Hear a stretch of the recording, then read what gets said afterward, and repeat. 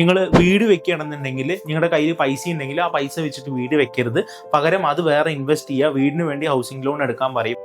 ഈ റീൽസ് കാണുമ്പോൾ പ്രത്യേകിച്ച് ഈ ഫിനാൻഷ്യൽ റിലേറ്റഡ് ആയിട്ടുള്ള പല റീൽസ് നിങ്ങൾക്ക് വരും. ഇപ്പോൾ ഫോർ എക്സാമ്പിൾ നിങ്ങൾക്ക് കാറ് മേടിക്കേണ്ട ആവശ്യം ഉണ്ടെന്നുണ്ടെങ്കിൽ കാറ് മേടിക്കാണ്ട് അതിനെ ഫിക്സഡ് ഡെപ്പോസിറ്റ്, ആ ഫിക്സഡ് ഡെപ്പോസിറ്റിന് എഗെയിൻസ്റ്റ് ലോൺ എടുക്കാനും അതിനുശേഷം അതിനെ ബേസ് ചെയ്തിട്ട് കാറ് മേടിക്കാൻ, അങ്ങനെ അതിന് കുറേ ലാഭം ഉണ്ടാവും എന്നുള്ള രീതിയിലുള്ള പല അഡ്വൈസസും നമുക്ക് ഈ ഇൻസ്റ്റാഗ്രാമിലും അതുപോലെ പല സോഷ്യൽ മീഡിയ പ്ലാറ്റ്ഫോമിലും വരുന്നുണ്ട് അല്ലേ.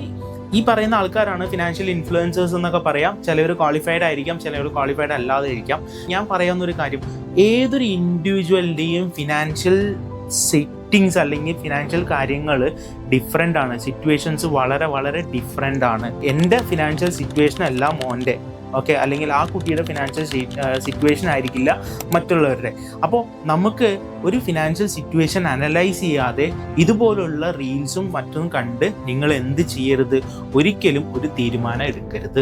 അങ്ങനെ തീരുമാനം എടുത്തു കഴിഞ്ഞാൽ അത് ചിലപ്പോൾ നഷ്ടത്തിലേക്കോ അല്ലെങ്കിൽ നമ്മുടെ ഭാവിയിൽ വരുന്ന പല ഗോൾസിനോ ഫണ്ട് കിട്ടാത്തൊരു സിറ്റുവേഷൻ വരാനുള്ള ചാൻസസ് ഉണ്ട്. മനസ്സിലായില്ലേ? അപ്പോൾ എപ്പോഴും ഞാൻ പറയുന്നത് each and every individual is different. ഈ ഫിനാൻഷ്യൽ ഇൻഫ്ലുവൻസേഴ്സ് പറയുന്ന കാര്യങ്ങൾ വിശ്വസിക്കരുതെന്ന് ഞാൻ ഒരിക്കലും പറയുന്നില്ല. They are telling somewhat truth. പക്ഷേ അത് നമ്മുടെ സിറ്റുവേഷനിൽ പറ്റുന്ന രീതിയിലാണോ അല്ലയോ എന്ന് മനസ്സിലാക്കിയതിന് ശേഷം മാത്രം ആ തീരുമാനത്തിലോട്ട് പോവുക. അതിന് ഒന്നില്ലെങ്കിൽ നിങ്ങൾക്ക് സ്വന്തമായിട്ട് തീരുമാനം എടുക്കാൻ പറ്റുകയാണെങ്കിൽ you can take it, or else do consult with a financial planner. Okay, അപ്പോൾ ഇനി നമുക്ക് അടുത്ത ടോപ്പിലേക്ക് പോവാം.